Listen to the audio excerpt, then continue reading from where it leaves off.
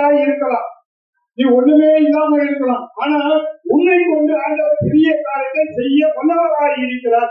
காரணம் என்னவென்றால், நீ பெத்தலகே, இயேசு உனக்குள்ளே பிறந்திருக்கின்றார், உன் வாழ்விலே பிறந்திருக்கின்றார், இயேசு உனக்குள்ளே இருக்கின்றார். இதைதான் அருமையான மீகா தீர்க்கதரிசி மிக தெளிவாக அவர் சொல்லுகின்றார். நீ யூதாவில் உள்ள ஆயிரங்களுக்குள்ளே சிறியதாய் இருந்தும் இஸ்ரவேலை ஆள போகிறவர் உன்னிடத்திலிருந்து புறப்பட்டு என்னிடத்தில் வருவார் என்று சொல்லுகிறார். இஸ்ரவேலை ஆள போகிறவர். இன்னைக்கு பார்த்து நீங்க தான் இந்தியா தேசத்தினுடைய ஜனாதிபதி ஆள போறீங்க அப்படின்னு சொன்னா நீங்க என்ன சொல்லுவீங்க? என்னங்க நடக்கிற கதையை பேசுங்க. இதெல்லாம் நடக்குமா என் வாழ்க்கையில? என்னங்க நீங்க சொல்றீங்க? அதான் எப்பவுமே நான் சொல்லுவேன், எங்க வீட்டு எதிர ஆத்து மாமியோ மாமனையோ வந்து கேட்கணும்.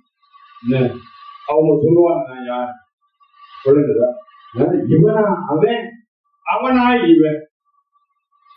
புரியுதா? ஆண்டவர் நம்மை வித்தியாசமாக கொண்டு போக விரும்புகின்றார். நாம் அதுக்கு இடம் கொடுக்கணும். நாம இடம் கொடுக்கறதே கிடையாது. நாம் என்ன நினைக்கிறோம், அங்க போய் இருந்ததான் நம்ம பெரிய ஆளாகும், இங்க போய் இருந்ததா பெரிய ஆளாகும். இந்த சபையை பார்த்து ஒரு போதர் பல வருடங்களுக்கு சொன்னாரு, இது கோழி கூட்டு மாதிரி இருக்குது அப்படின்னு. எப்படி இருக்குது? கோழி கூட்டமா இருக்குன்னு சொல்லிட்டு ஊரெல்லாம் சொல்லிட்டு வந்தார். அவரு இன்னைக்கு வரைக்கும் அவர் இருக்கிற இடத்துல தான் இருக்கிறார். நான் 27 நாட்டுக்கு போயிட்டு வந்தேன். கோழிக்கூண்டு சபை தான் நடத்துறேன். நான் 27 நாட்டுக்கு போயிட்டு வந்தேன். ஆனா கோழிக்கூண்டு சபைன்னு சொன்னவர் இன்னும் விஞ்சி போனா அவருக்கு ஒரு சிதம்பரம், சென்னையில இருந்து சிதம்பரம் தான் போயிருப்பாரு. அதுக்கு மேல அவர் எங்கேயும் போனது இல்லையா? உன்னை பார்த்து யாராவது ஏழமா நினைக்கிறாங்களோ அதை விட்டு கவலைப்பட, வெட்கப்படாது. ஆண்டவர் உனக்கு ஒரு வழியை விட்டுருக்கிறார். அந்த வழியை யாரும் தடை செய்யவே முடியாது. ராஜ்குமார் யாருன்னு தெரியாது, ராமின் யாருன்னு தெரியாது. இன்னைக்கு தேவனுடைய சித்தம் அவங்க வரணும். நீங்க நினைச்சு வேணும் மாதிரி சபை இருக்குது. என்னைக்காவது உங்களுக்கு தெரியுமா? ராமின் உங்களுக்கு தெரியுமா? கேள்விப்பட்டிருக்கீங்க சபை பத்தி? என்ன பார்த்துருக்கீங்களா என்னைக்காவது? எங்க எங்க அவருடைய சபையில ரைட், அவங்க பிஷப் சபையில நான் பார்த்துருக்கேன், அவ்வளவுதான். மற்றபடி என்ன தெரியாது, என்ன பார்த்தது கிடையாது. தேவ சித்தம் இன்னைக்கு என்ன, அவங்க இங்க வரணும். ஸ்வேதா வீட்டுக்கு பறந்துதான் என்னைக்காவது ஸ்வேதா அந்த சபைக்கு வாங்க நினைச்சிருமா? ஆண்டவர் கொண்டு வந்து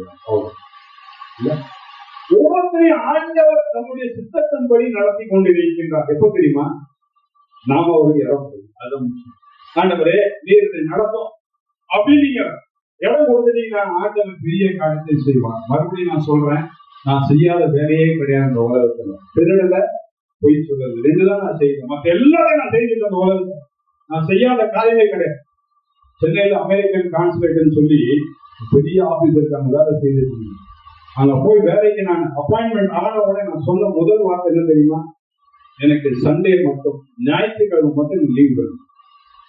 அதெல்லாம் முடியாதுப்பா, நீ சொல்றவா இங்க நடக்காதுப்பா அப்படின்னா. அங்க ஷிஃப்ட் வேற. அப்ப நான் சொன்னேன், ஞாயிற்றுக்கிழமை நைட் ஷிஃப்ட் கொடுத்துருங்க, நான் வந்துடுறேன், ஒன்றும் பிரச்சனை இல்லை. நைட் ஷிஃப்ட் முடிச்சுட்டு அப்படியே கண்டினியூ பண்றேன், டே ஷிஃப்ட் கூட ஒன்றும் பிரச்சனை இல்லை. ஞாயிற்றுக்கிழமை கட்டாயம் நான் இங்கதான் போகணும், ஆன்லைனுக்கு தான் நான் போகணும். அப்படி கொடுக்க மறுத்தா எனக்கு வேலையே வேண்டாம் அப்படின்னு உண்மையா சொல்றேன். அந்த சூப்பர்வைசர் ஆச்சரியப்பட்டார், எப்படிதான் உன்னால முடியுது? நான் சொன்னேன், Sunday is for my God, ஆண்டவருக்கு சொந்தமான நான். அவருக்கு நான் இடம் கொடுத்தா, எங்க நான் இருந்தாலும் சரி, எப்படி இருந்தாலும் சரி, ஆண்டவருக்கு நான் இடம் கொடுத்துட்டேன்னா ஆண்டவரை உயர்த்தவாங்கன்னு சொன்னேன். இன்னைக்கு அந்த சூப்பர்வைசர் இருக்கிற இடத்துல தான் இருக்கிறாரு. நான் உலகனாலும் சுத்திட்டு இருக்கேன். ஏன்? ஞாயிற்றுக்கிழமை நீ ஆண்டவருக்கு ஓய்வு நாளை பரிசுத்தமாய் நினைப்பாய். This is God's day. இது ஆண்டவருடைய நாள். இது ஆண்டவருக்கு நீ கொடுத்துதான் ஆகணும். நான் வழியே கிடையாது. நீ உன் இஷ்டத்துக்கு போ, நீ நினைச்சேன்னு நினைச்சுக்கோ, உனக்கு சந்தோஷம் இருக்காது, சமாதானம் இருக்காது, ஒண்ணுமே வாய்க்காம போகும். ஏன் இப்படி சொல்ற? நீங்க தப்பா நினைக்க வேண்டாம். என் வாழ்க்கை நடந்ததை நான் சொல்லிட்டு இருக்கேன். நீங்க எல்லாம் நல்லா வரணும் நான் நினைக்கிறேன், அவ்வளவுதான். அதற்காக நான் சொல்லிட்டு இருக்கேன், வேற எதுக்கு? ஆண்டவருக்கு முதலிடம் கொடுங்க. அதுதான் இங்க நம்ம பார்க்கின்றோம்.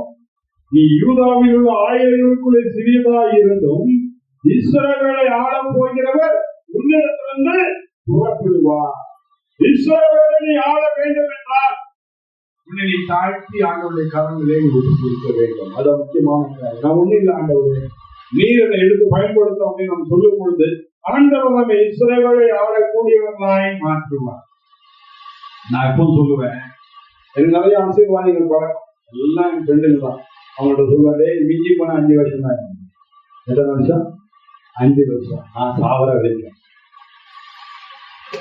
வரைக்கும் நான் பிஷப், நான் ஆங்கிலிக்கன் பிஷப். எந்த நாட்டுக்கு போனாலும் நான் பிஷப் தான். ஆனா பிரதமரா இருந்த இந்த நாட்டுக்கு வந்தா நீ பிரதமர், மற்ற நாட்டுக்கு நீ பிரதமரே கிடையாது. ஆனா நான் உலகம் ஃபுல்லா நான் பிஷப். நீ ஒரு நாட்டுக்கு தான் பிரதமர், ஒரு நாட்டுக்கு தான் ஜனாதிபதி, ஒரு நாட்டுக்கு தான் முதலமைச்சர், அது ஒரு மாநிலத்துக்கு தான் முதலமைச்சர், நாட்டுக்கு கூட கிடையாது. ஆண்டவர் எங்க வச்சிருக்கிறாரு? அல்லேலூயா, அல்லேலூயா.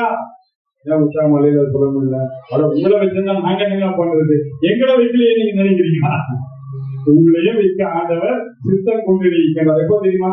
நீங்க இடம் கொடுக்கும் பொழுது, நான் சிறுமியா இருக்கிற ஆண்டவரே, ஒண்ணுமே இல்லை ஆண்டவரே அப்படின்னு நினைச்சேன்னா நீ ஒண்ணு இல்லாம போயிடுது.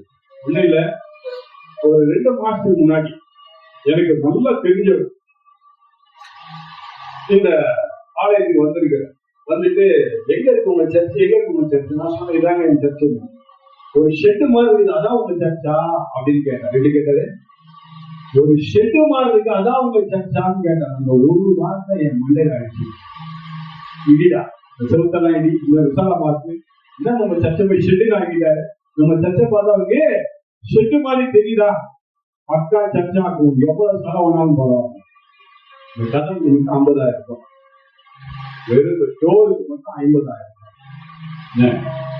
எங்க வீட்டு அம்மாவுக்கு தெரியாது, எங்க வீட்டுல உள்ளவங்களுக்கு தெரியாது, எங்க இருந்து காசு போகுது, என்ன நான் செய்ய போறேன் யாருக்குமே தெரியாது. இப்ப நீ வெளியில பார்த்தா வீட்டு தெரியும், சர்ச்சை மாதிரி தெரியும். ஷெட்டு நம்ம சொல்லவே முடியாது. அந்த ஒரு வார்த்தை தான். ஐயா, இந்த உலகத்துல உன்ன ஒரு வார்த்தை சொன்னா நீ யாருக்கு சொன்னா ஆண்டவரை சொல்லிருப்பாரு. ஆண்டவரே என்னை கீழ்த்தரமா பேசிட்டான், என்னை இழிவா பேசிட்டான், ஏன் ஆண்டவரே ஒரு வார்த்தை கேட்டுப்பாரு. ஆண்டவர் அடுத்த ஞானம் உங்களுக்கு தர, எப்படி மேலே ஏறி போகணும். ரொம்ப ஈஸி உலகத்துல வாழ்றது. ஒன்னும் பெரிய கஷ்டம் இல்லை. இதுக்காக நான் PhD படிச்சுட்டு வந்தாதான் அறிவா. PhD படிச்சவனுக்கு இங்கிலீஷ் பேச தெரியல, PhD படிச்சவனுக்கு இங்கிலீஷ் பேச தெரியல. இன்னைக்கு நிலைமை அப்படி இருக்குது. ஒண்ணுல என் கூட ஒருத்தன் வந்தான், அவன் இங்கிலீஷ்ல தக்கா புக்கான்னு பேசுறான். அவங்க எதிர்க்கிறவங்க கேட்கறாங்க, என்ன சொல்றாங்க கொஞ்சம் சொல்ல, புரியுதா? இவன் என்ன சொல்ல வர, கொஞ்சம் சொல்ல அப்படின்னு. அவன் என்ன விட அதிகமா படிச்சவன் தான். ஆனா அவனுக்கு என்ன இல்லை? ஞானம் இல்லை. நீ ஆண்டவருக்குள்ள இருந்தா உனக்கு ஆண்டவர் ஞானத்தை கொடுப்பாரு, அறிவை கொடுப்பாரு. இந்த உலகத்தை உன் கையில கொடுத்துருவாரு. நீதான் பெரியார்.